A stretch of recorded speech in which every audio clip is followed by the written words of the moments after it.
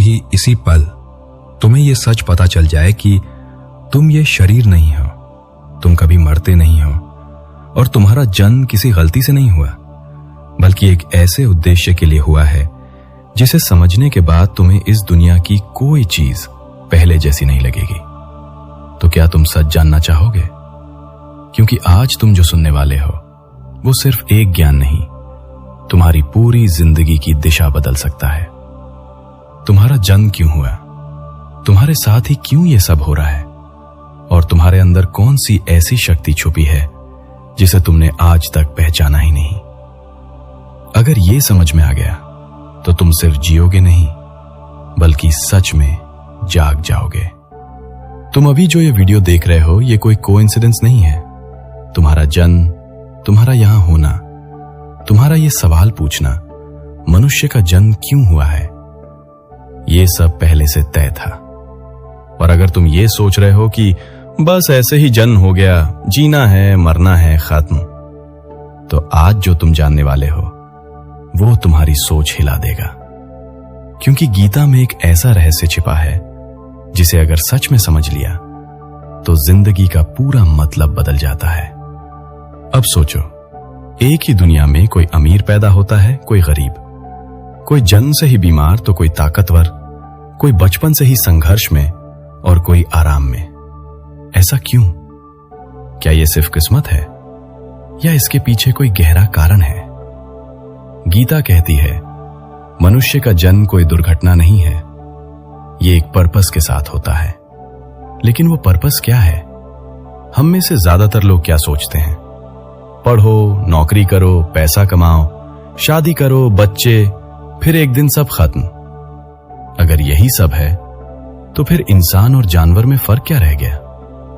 जानवर भी खाते हैं, सोते हैं, डरते हैं और अपनी प्रजाति को आगे बढ़ाते हैं, तो फिर इंसान खास क्यों है? यहीं से गीता का असली रहस्य शुरू होता है। गीता कहती है मनुष्य शरीर सबसे दुर्लभ है, इतना दुर्लभ कि इसे पाने के लिए आत्मा को लाखों जन्मों का सफर तय करना पड़ता है। सोचो, तुम यहां तक पहुंचे हो तो ये कोई छोटी बात नहीं है।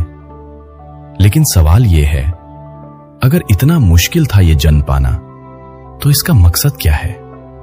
जवाब बहुत सीधा है, लेकिन समझना सबसे मुश्किल। मनुष्य का जन्म सिर्फ जीने के लिए नहीं हुआ, बल्कि खुद को जानने के लिए हुआ है। अब तुम सोच रहे होगे, खुद को जानने का मतलब? हम तो खुद को जानते ही हैं, नाम पता है, घर पता है, परिवार पता है। लेकिन गीता कहती है ये सब तुम नहीं हो। तुम्हारा नाम, तुम्हारा शरीर, तुम्हारा दिमाग, ये सब तुम्हारा है, लेकिन तुम नहीं हो। यह सुनकर अजीब लगता है ना? लेकिन यही सबसे बड़ा रहस्य छुपा है। अगर तुम ये शरीर नहीं हो तो फिर तुम हो कौन? गीता कहती है तुम आत्मा हो, एक ऐसी ऊर्जा जो कभी पैदा नहीं होती और कभी मरती नहीं। शरीर बदलता है लेकिन आत्मा नहीं। जैसे तुम कपड़े बदलते हो वैसे ही आत्मा शरीर बदलती है। तो फिर असली सवाल यह बनता है, अगर हम आत्मा हैं तो फिर मनुष्य जन्म क्यों मिला? यही वो पॉइंट है जहां 99% लोग गलती कर देते हैं। हम पूरा जीवन शरीर को खुश करने में लगा देते हैं। अच्छा खाना, अच्छे कपड़े, नाम, पैसा, इज्जत। लेकिन आत्मा, उसका क्या? गीता कहती है जब तक आत्मा को उसका असली ज्ञान नहीं मिलता तब तक वो जन्म मरण के चक्र में फंसी रहती है। मतलब तुम बार बार जन्म लेते रहोगे, बार बार मरते रहोगे, बस शरीर बदलता रहेगा। तो क्या हम इस चक्र में हमेशा फंसे रहेंगे? नहीं। यहीं पर मनुष्य जन्म का असली उद्देश्य आता है, मुक्ति। मनुष्य ही एक ऐसा प्राणी है जो इस चक्र से बाहर निकल सकता है। न जानवर कर सकता है, न कोई और जीव, सिर्फ इंसान। लेकिन कैसे? इसके लिए पहले तुम्हें यह समझना होगा, तुम्हारा जीवन वैसे नहीं चल रहा जैसा तुम सोचते हो। तुम सोचते हो मैं ये कर रहा हूं, मैं वो कर रहा हूं, लेकिन गीता कहती है तुम्हारे कर्म, तुम्हारी सोच, तुम्हारी इच्छाएं, ये सब तुम्हारे पिछले जन्मों का असर है। मतलब तुम जो आज हो वो अचानक नहीं बने।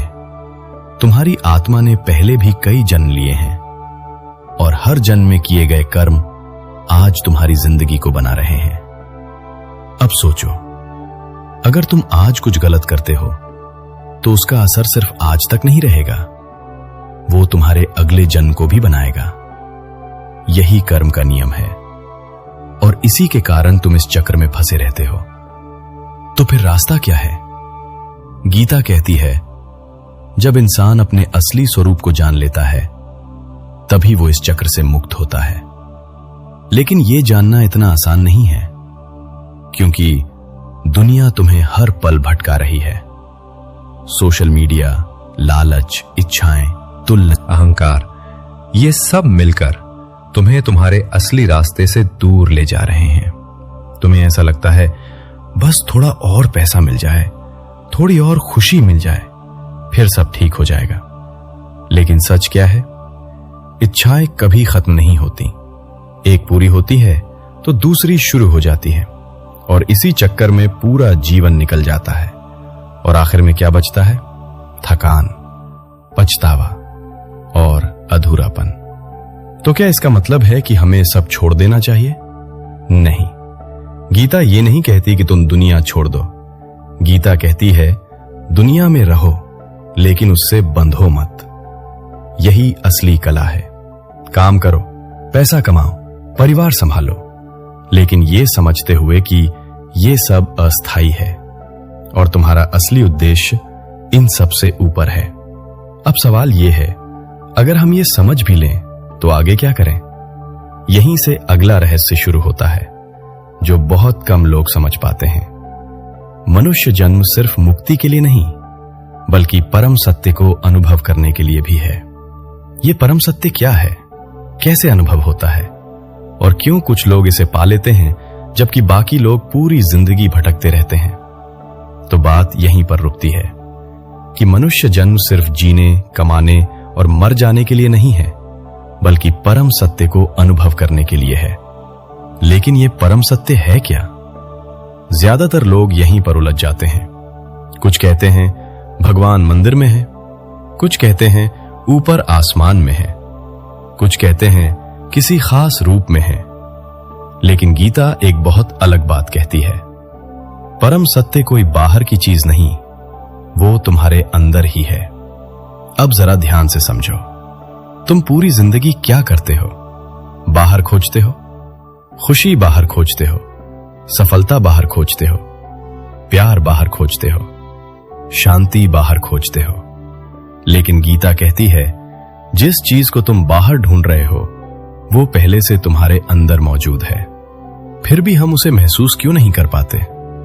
क्योंकि हमारे अंदर एक परत चढ़ी हुई है, इच्छाओं की, डर की, अहंकार की और अज्ञान की।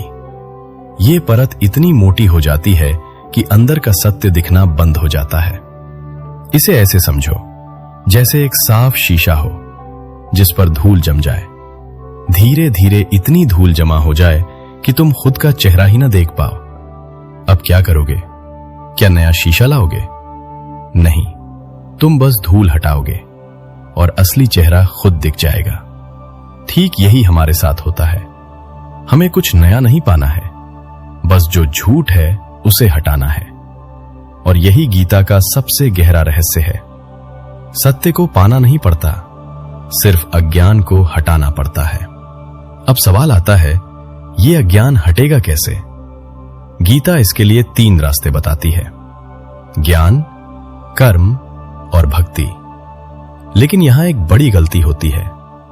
लोग सोचते हैं कि इनमें से कोई एक रास्ता चुनना है, लेकिन असल में तीनों एक दूसरे से जुड़े हुए हैं। चलो इसे आसान तरीके से समझते हैं। पहला है ज्ञान। ज्ञान का मतलब सिर्फ किताबें पढ़ना नहीं है। ज्ञान का मतलब है ये समझना कि मैं वास्तव में कौन हूं। जब तक तुम खुद को शरीर मानते रहोगे तब तक डर रहेगा। मौत का डर, लोगों का डर, हार का डर। लेकिन जिस दिन तुम समझ गए कि मैं शरीर नहीं, आत्मा हूं, उस दिन डर खत्म होना शुरू हो जाएगा। क्योंकि आत्मा को कोई जला नहीं सकता, कोई काट नहीं सकता, कोई खत्म नहीं कर सकता। ये समझ ही ज्ञान है। लेकिन सिर्फ समझ लेने से सब कुछ नहीं बदलता। दूसरा है कर्म। अब आता है कर्म। तुम जो भी करते हो वो तुम्हारे भविष्य को बनाता है। लेकिन यहां एक मोड़ है। गीता कहती है कर्म करो लेकिन फल की चिंता मत करो। अब यह सुनने में आसान लगता है लेकिन करना सबसे मुश्किल है, क्योंकि हम हर काम के पीछे एक उम्मीद रखते हैं। मुझे ये मिलेगा, मुझे ये चाहिए, और जब वो नहीं मिलता तो दुख होता है। लेकिन गीता कहती है अगर तुम बिना आसक्ति के काम करोगे तो तुम कर्म के बंधन से मुक्त हो जाओगे। मतलब काम तो वही रहेगा लेकिन तुम्हारी सोच बदल जाएगी। तुम काम करोगे लेकिन उस पर निर्भर नहीं रहोगे, और यही असली आजादी है। तीसरा है भक्ति। अब सबसे ताकतवर रास्ता। भक्ति का मतलब सिर्फ पूजा करना नहीं है। भक्ति का मतलब है पूरी तरह समर्पण। मतलब जो भी हो रहा है उसे स्वीकार करना, यह समझना कि मैं सब कुछ नियंत्रण नहीं कर सकता। और जब तुम ये मान लेते हो तो अंदर से एक अजीब सी शांति मिलती है, क्योंकि अब तुम हर चीज से लड़ नहीं रहे होते, तुम प्रवाह में आ जाते हो। और यही भक्ति की ताकत है। अब सोचो, अगर किसी इंसान के पास ये तीनों चीजें आ जाएं, ज्ञान, सही कर्म और भक्ति, तो क्या होगा? वो इंसान धीरे धीरे बदलने लगेगा। उसकी सोच बदल जाएगी, उसका व्यवहार बदल जाएगा, उसकी प्राथमिकताएं बदल जाएंगी, और सबसे बड़ी बात, उसे अंदर से शांति मिलने लगेगी। अब एक बहुत जरूरी सवाल, अगर ये इतना ताकतवर है तो सब लोग ऐसा क्यों नहीं करते? क्योंकि मन बहुत चालाक है। मन हमेशा आसान रास्ता चुनता है। वो कहता है अभी मजे कर लेते हैं, बाद में देखेंगे, अभी समय है। और इसी बाद में के चक्कर में पूरा जीवन निकल जाता है। गीता कहती है मन ही दोस्त है और मन ही दुश्मन। अगर तुमने मन को नियंत्रण कर लिया तो वो तुम्हें ऊपर ले जाएगा, और अगर मन ने तुम्हें नियंत्रण कर लिया तो वो तुम्हें नीचे गिरा देगा। अब सवाल, मन को नियंत्रण कैसे करें? यहीं से अगला रहस्य शुरू होता है। मन को नियंत्रण करने का तरीका जबरदस्ती नहीं है। तुम जितना उसे दबाओगे वो उतना ही उछलेगा। असल तरीका है उसे समझना और धीरे धीरे उसे सही दिशा देना। जैसे एक बच्चे को समझाते हैं, तुम उसे मारोगे तो वो और जिद करेगा, लेकिन अगर तुम प्यार से समझाओ तो वो मान जाएगा। मन भी वैसा ही है। अब यहां एक और गहरी बात, तुम मन नहीं हो। मन तुम्हारा एक हिस्सा है, लेकिन तुम उससे अलग हो। जब ये बात समझ में आ जाती है तो खेल बदल जाता है, क्योंकि अब तुम मन के पीछे नहीं भागते, तुम उसे निरीक्षण करने लगते हो। और जब तुम निरीक्षण करते हो तो धीरे धीरे उसका नियंत्रण कम होने लगता है। यही ध्यान, मेडिटेशन का असली मतलब है। ध्यान का मतलब है अपने अंदर झांकना, बाहर नहीं अंदर। और जब तुम अंदर जाते हो तो तुम्हें वो दिखना शुरू होता है जो पहले छुपा हुआ था। शांति, संतुलन और एक अजीब सी खुशी जो किसी बाहरी चीज पर निर्भर नहीं करती। यही परम सत्य का पहला अनुभव होता है। लेकिन ये बस शुरुआत है। आगे जो होता है वो और भी गहरा है, क्योंकि जैसे जैसे तुम अंदर जाते हो तुम्हें एहसास होता है कि तुम अकेले नहीं हो। तुम्हारे अंदर एक और शक्ति है जो हमेशा से थी, लेकिन तुमने कभी ध्यान नहीं दिया। वो शक्ति क्या है? क्या वही भगवान है? क्या सच में भगवान हमारे अंदर होता है? और अगर होता है तो हम उसे महसूस क्यों नहीं कर पाते? यही सबसे बड़ा रहस्य है। और इसे समझने के बाद तुम दुनिया को पहले जैसा नहीं देख पाओगे। तो बात यहां तक पहुंची कि जैसे जैसे इंसान अपने अंदर उतरता है उसे एहसास होने लगता है कि वो अकेला नहीं है। उसके अंदर एक और शक्ति मौजूद है। अब जरा ये समझो, तुमने कभी महसूस किया है जब तुम बहुत अकेले होते हो, सब कुछ गलत चल रहा होता है, कोई साथ नहीं देता, फिर भी अंदर से एक आवाज आती है, सब ठीक हो जाएगा। वो आवाज कौन है? क्या वो तुम्हारा मन है? नहीं, क्योंकि मन तो डराता है, घबराता है, हजारों नकारात्मक बातें सोचता है। लेकिन वो आवाज, वो शांत होती है, स्थिर होती है और हमेशा सही दिशा दिखाती है। गीता कहती है वही तुम्हारे अंदर का परम तत्व है। मतलब भगवान कोई दूर बैठा हुआ नहीं है, वो तुम्हारे अंदर ही है। अब यह सुनने में बहुत लोगों को अजीब लगता है। अगर भगवान मेरे अंदर है तो फिर मैं उसे महसूस क्यों नहीं कर पाता? यही सबसे बड़ा भ्रम है। हम भगवान को किसी रूप में देखना चाहते हैं, कोई चमत्कार, कोई संकेत, कोई अलग अनुभव। लेकिन सच्चाई क्या है? भगवान हमेशा से मौजूद है, बस तुम ध्यान नहीं दे रहे। इसे ऐसे समझो जैसे तुम किसी कमरे में हो और वहां हल्की सी खुशबू फैली हो। अगर तुम ध्यान नहीं दोगे तो वो खुशबू महसूस नहीं होगी, लेकिन जैसे ही तुम ध्यान दोगे तुम्हें एहसास होगा कि ये तो पहले से यहां थी। ठीक वैसे ही भगवान कोई नई चीज नहीं है जो अचानक आए, वो हमेशा से तुम्हारे अंदर है, बस तुम्हारा ध्यान बाहर में उलझा हुआ है। अब यहां एक बहुत गहरी बात, मनुष्य जन्म का असली उद्देश्य भगवान को ढूंढना नहीं बल्कि उसे पहचानना है। क्योंकि ढूंढने का मतलब होता है कि वो कहीं बाहर है, लेकिन पहचानने का मतलब है वो पहले से यही है। अब सवाल, अगर भगवान हमारे अंदर है तो क्या हम भी भगवान हैं? यह सवाल बहुत खतरनाक भी है और बहुत गहरा भी। गीता इसका जवाब बहुत संतुलित तरीके से देती है। तुम भगवान नहीं हो, लेकिन भगवान का अंश हो। मतलब जैसे एक चिंगारी आग का हिस्सा होती है, वैसे ही आत्मा परमात्मा का हिस्सा है, लेकिन चिंगारी पूरी आग नहीं होती। ठीक वैसे ही हम में भगवान के गुण हैं, लेकिन हम पूरी तरह भगवान नहीं हैं। अब समझो, अगर तुम उस अंश को पहचान लो तो क्या होगा? तुम्हारी सोच बदल जाएगी। तुम खुद को कमजोर नहीं समझोगे, तुम खुद को अकेला नहीं समझोगे। तुम्हें लगेगा मेरे अंदर ही वो शक्ति है जो मुझे हर स्थिति से निकाल सकती है, और यही आत्मनिर्भर नहीं बल्कि एक गहरी आंतरिक शक्ति होती है। अब एक और महत्वपूर्ण बात, अगर भगवान हमारे अंदर है तो फिर बुराई क्यों है? लोग गलत काम क्यों करते हैं? गीता कहती है, जब इंसान अपनी असली पहचान भूल जाता है तब वो बुराई की तरफ जाता है। मतलब बुराई कोई अलग चीज नहीं है, वो सिर्फ अज्ञान है। जैसे अंधेरा कोई चीज नहीं होता, वो सिर्फ रोशनी की कमी है, वैसे ही बुराई सिर्फ ज्ञान की कमी है।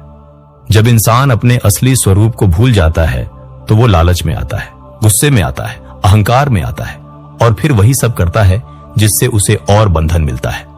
अब सोचो, अगर हर इंसान को यह समझ आ जाए कि उसके अंदर ही भगवान है तो क्या वो किसी को नुकसान पहुंचाएगा?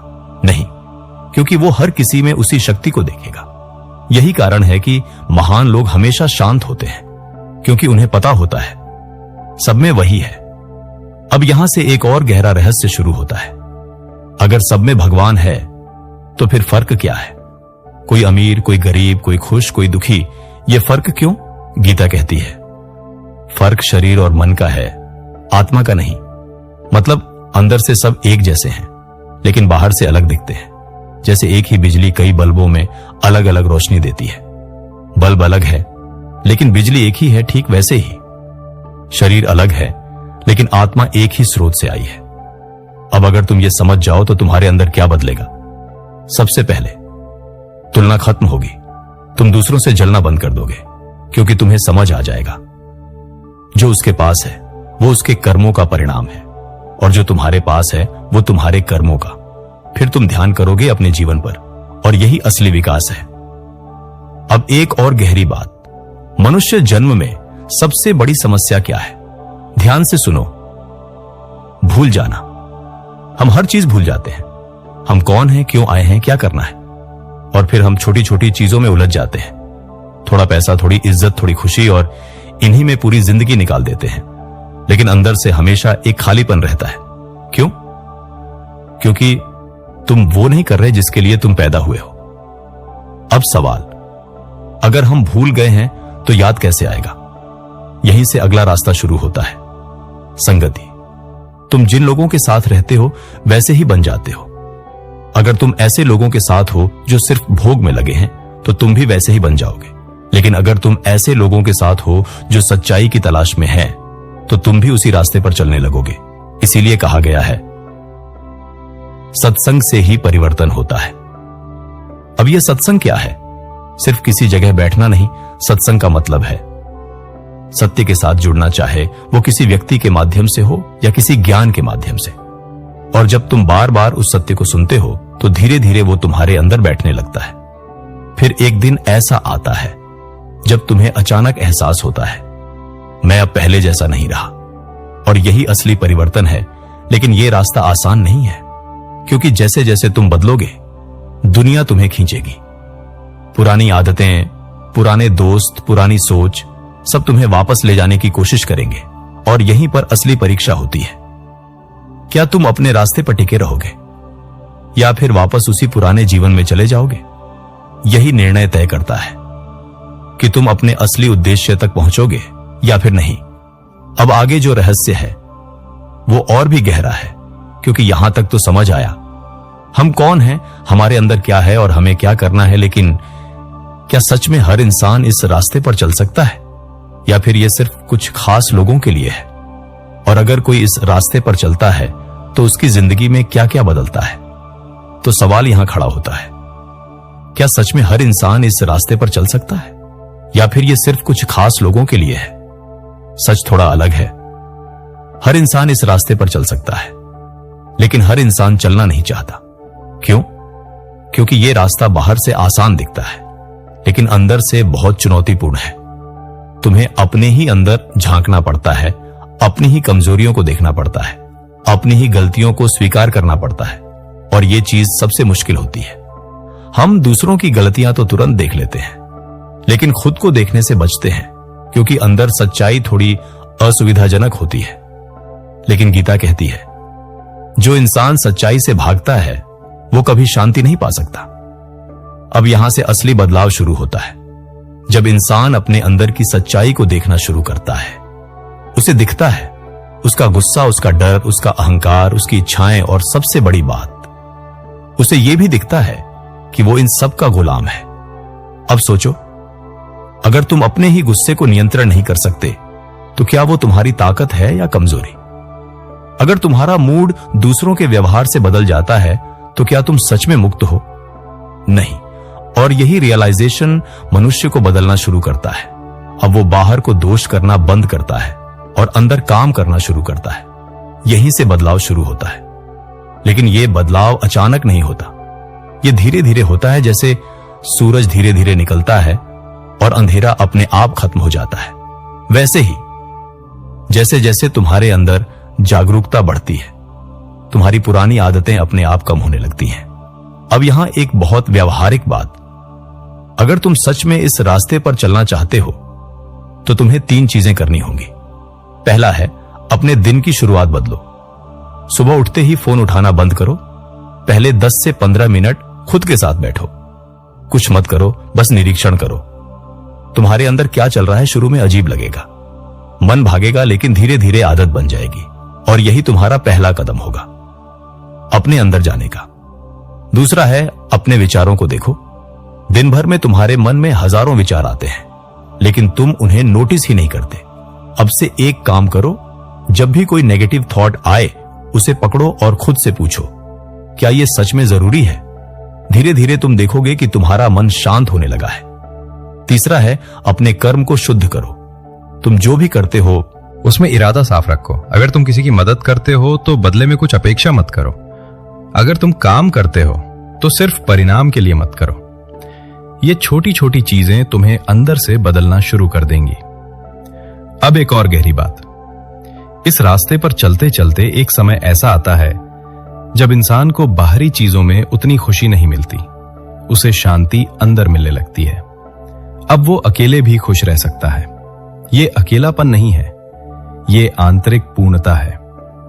अब उसे हर समय किसी निर्णय की जरूरत नहीं होती, और यही असली स्वतंत्रता है। अब सोचो, अगर एक इंसान इस स्टेट में पहुंच जाए तो क्या होगा? वो तनाव में नहीं रहेगा, वो तुलना में नहीं रहेगा, वो जेलसी में नहीं रहेगा, वो हर परिस्थिति में स्थिर रहेगा। और यही गीता का लक्ष्य है, एक स्थिर बुद्धि वाला इंसान बनना। अब यहां एक बहुत महत्वपूर्ण बिंदु है। इस रास्ते पर चलने का मतलब यह नहीं है कि तुम्हारी जिंदगी में समस्या नहीं आएंगी। समस्या आएंगी, पहले से भी ज्यादा आ सकती हैं। लेकिन फर्क क्या होगा? तुम उन्हें अलग नजर से देखोगे। पहले तुम घबरा जाते थे, अब तुम निरीक्षण करोगे। पहले तुम प्रतिक्रिया करते थे, अब तुम जवाब दोगे। और यही परिपक्वता है। अब एक और गहरी बात, जिंदगी तुम्हें बार बार परीक्षा करेगी, कभी गुस्से से, कभी लालच से, कभी डर से, और हर बार तुम्हें चुनना होगा क्या तुम पुराने तरीके से रिएक्ट करोगे या नए तरीके से रिस्पॉन्ड? यही छोटे छोटे डिसीजंस तुम्हारा फ्यूचर बनाते हैं। अब यहां से सबसे पावरफुल रियलाइजेशन आता है। तुम्हारी जिंदगी बाहर से नहीं, अंदर से बनती है। अगर अंदर क्लैरिटी है तो बाहर सब धीरे धीरे ठीक होने लगता है। लेकिन अगर अंदर ही कंफ्यूजन है तो बाहर कितना भी सही हो, तुम खुश नहीं रहोगे। अब सवाल, क्या यह जर्नी कभी खत्म होती है? गीता कहती है, जब इंसान अपने असली स्वरूप को पूरी तरह जान लेता है, तब उसकी खोज खत्म हो जाती है। लेकिन उस पॉइंट तक पहुंचने के लिए तुम्हें लगातार चलते रहना पड़ता है। यह कोई एक दिन का काम नहीं है, ना ही एक महीने का। ये एक प्रोसेस है, और जो इस प्रोसेस को समझ जाता है वो कभी हारता नहीं, क्योंकि उसे पता होता है हर दिन थोड़ा थोड़ा आगे बढ़ना है। अब यहां एक इमोशनल पॉइंट। कई बार ऐसा लगेगा, मैं बदल नहीं पा रहा, मुझसे नहीं होगा। लेकिन याद रखना, परिवर्तन स्लो होता है, लेकिन होता जरूर है। जैसे एक बीज धीरे धीरे पेड़ बनता है, वैसे ही तुम भी बदल रहे हो। भले तुम्हें अभी दिख नहीं रहा, बस कंसिस्टेंसी चाहिए। अब आगे जो समझना है वो सबसे अंतिम और गहरा रहस्य है। जब इंसान अपने असली स्वरूप को जान लेता है तो उसके बाद क्या होता है? क्या वो इस दुनिया में रहता है या सब छोड़ देता है? क्या उसका जीवन सामान्य रहता है या पूरी तरह बदल जाता है? और सबसे बड़ा सवाल, क्या वो सच में मुक्त हो जाता है? तो अब सवाल सबसे गहरा हो चुका है। जब इंसान अपने असली स्वरूप को जान लेता है तो उसके बाद क्या होता है? क्या वो इस दुनिया को छोड़ देता है? क्या वो किसी जंगल में चला जाता है या फिर उसका जीवन सामान्य रहता है? सच्चाई यहां बहुत अलग है। जो इंसान सच में अपने आप को जान लेता है वो भागता नहीं, वो और ज्यादा जाग जाता है। मतलब वो इस दुनिया से दूर नहीं जाता, बल्कि इसी दुनिया में रहते हुए एक अलग तरीके से जीना शुरू करता है। अब जरा ये समझो, पहले वो दुनिया को सच मानता था, हर चीज को पकड़ कर रखना चाहता था, हर रिश्ते, हर चीज में मेरा ढूंढता था। लेकिन अब उसे पता होता है सब कुछ बदलने वाला है, कुछ भी स्थायी नहीं है, और यही समझ उसे अंदर से हल्का बना देती है।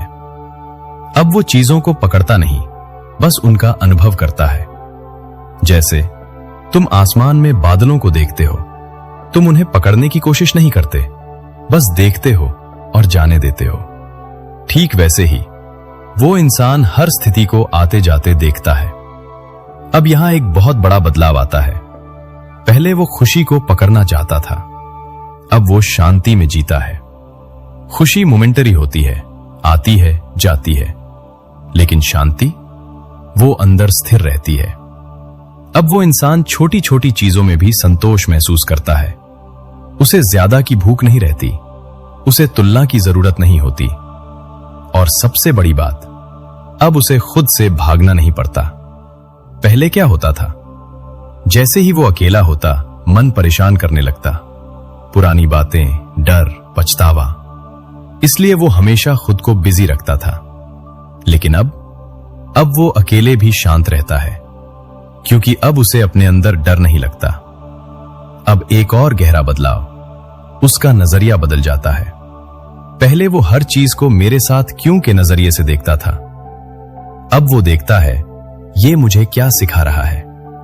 अब हर प्रॉब्लम उसके लिए एक लेसन बन जाती है, और यही माइंडसेट उसे हर स्थिति में मजबूत बनाता है। अब यहां सबसे पावरफुल बात, ऐसा इंसान दूसरों के लिए क्या बनता है? वो खुद ही एक प्रेरणा बन जाता है। बिना कुछ कहे उसकी प्रेजेंस ही लोगों को शांति देने लगती है, क्योंकि उसके अंदर जो स्थिरता है वो दूसरों तक भी पहुंचती है। अब एक सवाल, क्या ऐसा इंसान इमोशनलेस हो जाता है? नहीं, वो इमोशंस फील करता है, लेकिन उनमें डूबता नहीं। जैसे समुद्र में लहरें उठती हैं, लेकिन गहराई हमेशा शांत रहती है, वैसे ही उसके अंदर भी इमोशंस आते हैं, लेकिन उसकी इनर स्टेट स्टेबल रहती है। अब यहां से एक और बड़ा रहस्य, ऐसा इंसान कर्म करना बंद नहीं करता, बल्कि और शुद्ध तरीके से करता है। अब वो काम करता है, लेकिन ईगो के लिए नहीं। अब वो मदद करता है, लेकिन दिखावे के लिए नहीं। अब वो जीता है, लेकिन सिर्फ अपने लिए नहीं। उसका हर कर्म एक हायर पर्पस से जुड़ा होता है और यही असली योग है, कर्म करते हुए भी अंदर से डिटैच्ड रहना। अब सवाल, क्या ऐसे इंसान को डर लगता है? गीता कहती है, जिसने खुद को जान लिया उसके लिए डर खत्म हो जाता है। क्योंकि डर किसका होता है? खोने का। लेकिन जब उसे पता है कि असली मैं कभी खत्म नहीं होता, तो फिर डर कैसा? अब यहां सबसे इमोशनल और गहरा पॉइंट, ऐसा इंसान मौत को कैसे देखता है? जहां आम इंसान डरता है, वहीं ये इंसान समझता है ये अंत नहीं, बस एक परिवर्तन है। जैसे तुम पुराने कपड़े छोड़कर नए पहनते हो, वैसे ही आत्मा शरीर बदलती है। अब उसे मौत से डर नहीं लगता, क्योंकि उसे पता है मैं शरीर नहीं हूं। अब एक आखिरी सवाल, क्या ऐसा इंसान सच में मुक्त हो जाता है? गीता कहती है हां, लेकिन इसका मतलब यह नहीं कि वो गायब हो जाता है। मुक्ति का मतलब है अंदर से आजाद होना। अब वो किसी चीज से बंधा नहीं होता, ना इच्छाओं से, ना डर से, ना अहंकार से। वो बस होता है, और यही सबसे ऊंची अवस्था है। लेकिन यहां एक ट्विस्ट है, हर इंसान इस अवस्था तक पहुंच सकता है, लेकिन बहुत कम लोग पहुंचते हैं। क्यों? क्योंकि ज्यादातर लोग बीच में ही रुक जाते हैं। थोड़ा सा ज्ञान, थोड़ी सी शांति मिलते ही उन्हें लगता है बस अब काफी है, और वो आगे नहीं बढ़ते। लेकिन जो आगे बढ़ते हैं वही सच्चाई तक पहुंचते हैं। अब तुम सोच रहे होगे, क्या मैं भी वहां तक पहुंच सकता हूं? जवाब बहुत सिंपल है, हां, अगर तुम सच में चाहो। लेकिन चाहना सिर्फ बोलने से नहीं होगा, उसके लिए तुम्हें अपने जीवन में बदलाव लाना होगा। छोटे छोटे कदम हर दिन, और धीरे धीरे तुम खुद देखोगे तुम वही इंसान नहीं रहे जो पहले थे। अब आगे आखिरी और सबसे पावरफुल भाग आता है, जहां हम पूरे रहस्य को एक साथ जोड़ेंगे। मनुष्य जन्म का असली उद्देश्य क्या है और तुम्हें आगे क्या करना चाहिए। तो अब हम उस आखिरी मोड़ पर पहुंच चुके हैं, जहां पूरा रहस्य एक साथ क्लियर होने वाला है। अब तक तुमने समझा तुम शरीर नहीं, आत्मा हो। तुम्हारे अंदर ही परम तत्व मौजूद है। जीवन का उद्देश्य सिर्फ जीना नहीं, जागना है। और मुक्ति कोई कहानी नहीं, एक वास्तविक स्थिति है। लेकिन अब सबसे बड़ा सवाल, अब मुझे क्या करना चाहिए? क्योंकि अगर ये सब सिर्फ सुनकर छोड़ दिया तो कुछ भी नहीं बदलेगा। गीता का ज्ञान तभी काम करता है जब वो जीवन में उतरता है। तो अब पूरी बात को एकदम साफ और सीधा समझो। मनुष्य जन्म का असली उद्देश्य क्या है? अपने असली स्वरूप को पहचानना और उसी के अनुसार जीना, बस। ना इससे कम, ना इससे ज्यादा। लेकिन यही सबसे कठिन काम है, क्योंकि इसके लिए तुम्हें पूरी जिंदगी की दिशा बदलनी पड़ती है। अब इसे बिल्कुल प्रैक्टिकल तरीके से समझते हैं। स्टेप 1, जागरूक बनो। सबसे पहले तुम्हें यह देखना शुरू करना होगा कि तुम क्या कर रहे हो। तुम दिन भर में क्या सोचते हो, क्या बोलते हो, कैसे रिएक्ट करते हो। जब तक तुम अवेयर नहीं हो, तब तक कोई बदलाव पॉसिबल नहीं है। यही पहला कदम है। स्टेप 2, पहचान बदलो। अब धीरे धीरे खुद को याद दिलाओ, मैं शरीर नहीं, आत्मा हूं। शुरू में यह सिर्फ एक विचार लगेगा, लेकिन धीरे धीरे यह तुम्हारी रियलिटी बन जाएगी। और जैसे ही यह बदलता है, तुम्हारी प्रायोरिटीज अपने आप बदलने लगती हैं। स्टेप 3, कर्म को शुद्ध करो। अब जो भी करो पूरे मन से करो, लेकिन उसके रिजल्ट से अटैच मत हो। यह आसान नहीं है, लेकिन प्रैक्टिस से पॉसिबल है, और यही तुम्हें अंदर से फ्री करता है। स्टेप 4, अंदर दुरो। हर दिन थोड़ा समय खुद के लिए रखो। ना फोन, ना डिस्ट्रैक्शन, बस तुम और तुम्हारा अंदर। यही तुम्हें वो शांति मिलेगी जो बाहर कहीं नहीं मिल सकती। स्टेप 5, समर्पण। आखिर में जो तुम्हारे कंट्रोल में नहीं है, उसे छोड़ना सीखो। हर चीज को कंट्रोल करने की कोशिश तुम्हें थका देती है, लेकिन जब तुम एक्सेप्ट करते हो, तो एक गहरी शांति मिलती है। अब पूरी बात को एक लाइन में समझो। जीवन का उद्देश्य बाहर कुछ पाना नहीं, अंदर जो है उसे पहचानना है। और जब यह पहचान हो जाती है तो जिंदगी बदलती नहीं, तुम बदल जाते हो। और जब तुम बदलते हो तो तुम्हारी दुनिया अपने आप बदल जाती है। अब यहां एक बहुत इंपॉर्टेंट बात, ये जर्नी कभी खत्म नहीं होती। ये हर दिन जीने की चीज है। हर दिन तुम्हें चूज करना होगा, क्या तुम पुराने तरीके से जियोगे या जागरूक होकर? क्या तुम रिएक्शन में रहोगे या अवेयरनेस में? यही छोटे छोटे चॉइसेस तुम्हें वहां तक ले जाते हैं जहां तुम सच में पहुंचना चाहते हो। अब आखिरी और सबसे पावरफुल रियलाइजेशन, तुम्हें कुछ बनने की जरूरत नहीं है, तुम पहले से ही पूर्ण हो, बस तुम भूल गए हो। और यही पूरी यात्रा है, भूल से याद तक। अब अगर तुम सच में समझ गए हो कि तुम्हारा जन्म सिर्फ जीने के लिए नहीं बल्कि जागने के लिए हुआ है, तो इस वीडियो को यहीं बंद मत करो। आज से, अभी से अपने अंदर झांकना शुरू करो, क्योंकि जिस दिन तुमने खुद को पहचान लिया उस दिन तुम्हें किसी और जवाब की जरूरत नहीं पड़ेगी। अब एक आखिरी सवाल खुद से पूछो, क्या तुम वही इंसान बने रहना चाहते हो जो सिर्फ जी रहा है, या वो बनना चाहते हो जो सच में जाग चुका है? क्योंकि सच ये है, तुम्हें कुछ नया बनने की जरूरत नहीं है, तुम पहले से ही वो हो जिसे तुम बाहर ढूंढ रहे हो, बस तुम भूल गए हो। और जिस दिन तुम्हें ये याद आ गया उस दिन ना तुम्हें डर रहेगा, ना कमी, ना अधूरापन, बस एक गहरी शांति जो किसी भी हालत में नहीं टूटेगी। तो अब फैसला तुम्हारा है, आज के बाद भी उसी तरह जीते रहोगे या आज से अपने असली स्वरूप को जानने की यात्रा शुरू करोगे? क्योंकि मनुष्य का जन्म सिर्फ जीने के लिए नहीं हुआ बल्कि खुद को पहचानने के लिए हुआ है। यह जानकारी अच्छी